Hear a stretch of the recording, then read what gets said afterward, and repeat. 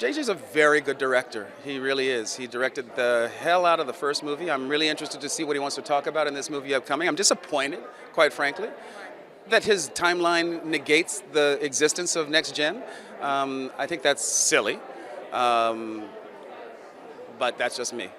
Were you a big fan of Star Trek before you were in it? Oh yeah, absolutely. I loved seeing people of color on TV when I was growing up.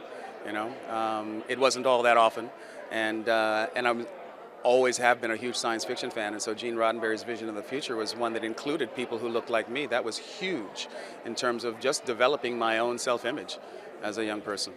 That's awesome. How do you feel like technology has filtered through Star Trek to today?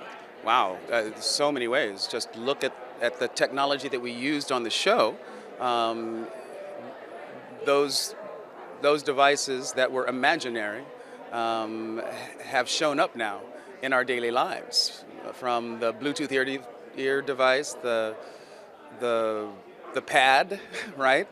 The tablet computer.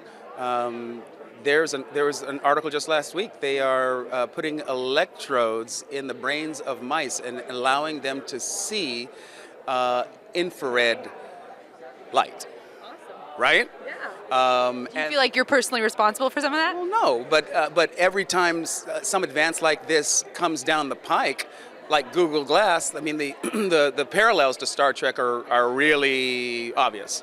So it's it's just an absolute proof of the theorem that which we imagine is what we tend to create, and that science fiction literature really does tend us to imagine at the highest and most creative level. What do you got coming up right now? I'm in a series called Perception on TNT with Eric McCormack, and we've taken Reading Rainbow, the television show, and we've translated it into an app experience for tablet computers for kids.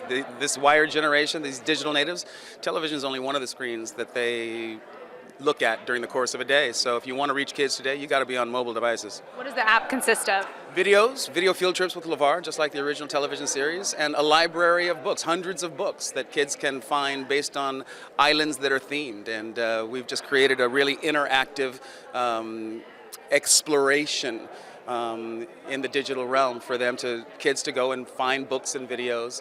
You know, Reading Rainbow has always linked the real world to literature for kids, and those video field trips are very much a part of the experience. We're a subscription model. We feel like we have a great value for families, $9.99 a month, and $29.99 for 6 months, which is about $5 a month. You can spend $5 on one children's book app. Or one cup of coffee. Or a cup of coffee. We are really, really proud of what we've been able to do. We've relaunched the franchise, which can be pretty risky because